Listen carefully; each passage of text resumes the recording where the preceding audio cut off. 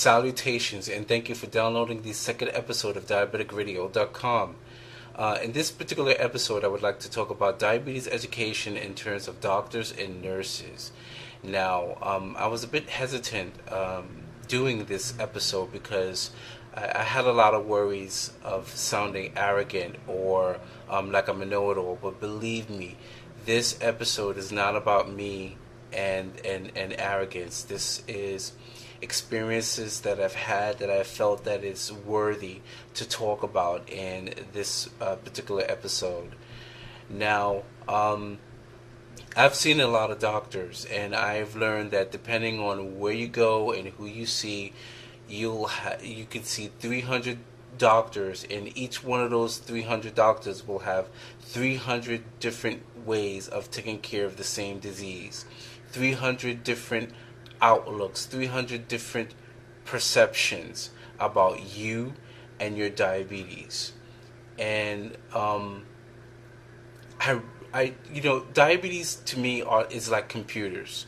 It's constantly changing, it's constantly evolving, and researchers are constantly finding out new things about diabetes. And what you've read 5 years ago may not be true now.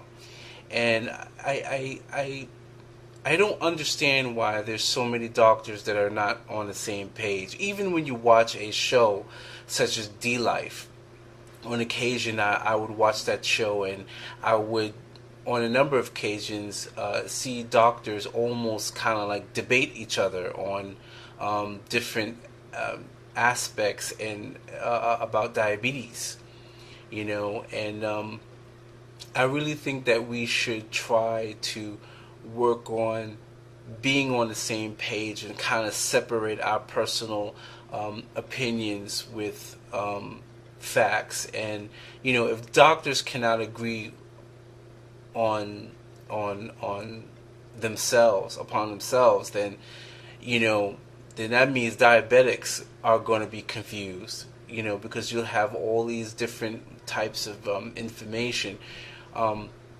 Which also brings another point that diabetics need to be aware of the fact that you're not just diabetics. You are a money-making opportunity, and you have to be extremely careful on what you read and who you listen to. Not everyone that claims that they're an expert actually knows everything about diabetes. There's maybe a lot of things that you have to find out on your own. You have to do a lot of soul searching and figure out what works for you.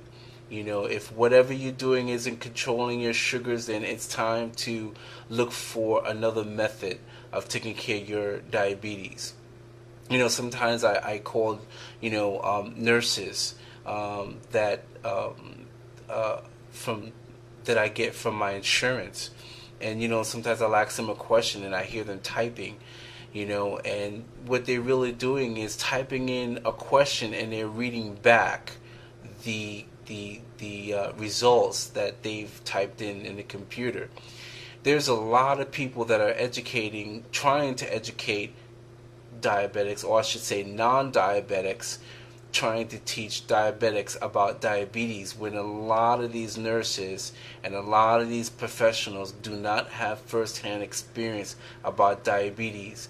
It makes a huge difference when someone actually is in the lion's bin, talking to diabetics, interacting with diabetics, and actually reading the diabetic material, opposed to just Googling it and figuring out your answer. And I guess it's very much the same way how most women would feel more comfortable with a female gynecologist. There's that connection there to where you can ask questions that you may or may not ask a male doctor.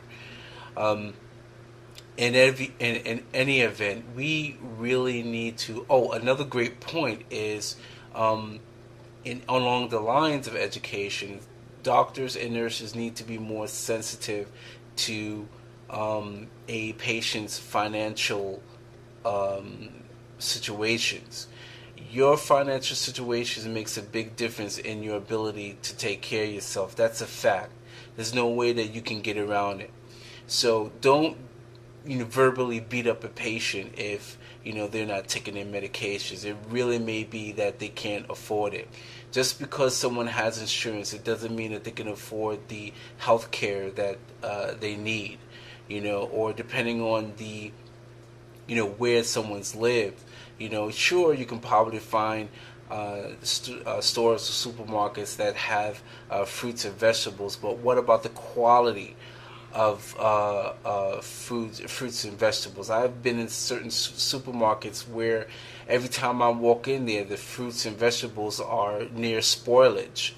This is an issue, and you can't disregard that, and you can't beat up diabetics and make them like criminals, like they're bad persons. Give us the benefit of the doubt. Taking care of diabetes is more difficult than people think. Especially when you're taking when you're taking insulin, and you may or may not be able to afford your insulin, and you're damn near starving yourself to death because you don't have enough insulin to cover the food that you're eating, or you become a financial strain to your family because you're type 1 and you need insulin to survive, and your family can't afford it. These are real issues, and you need to think about that before you start spewing little comments about your patient not taking care of their diabetes. So keep this in mind. In the same way, we as diabetics, we need to use every resource that we have. If you don't have internet access, get on the library. Usually the libraries will have free time that you can use. You guys who are at work, instead of shopping online at work, you should be getting on DLife or diabetes.org, the American Diabetes Association, to start reading about diabetes. Some diabetics know more about their own cars than they do about diabetes. It's time. We do it now. Yesterday. Pick up a book, get a URL, start reading about diabetes. Thanks for watching.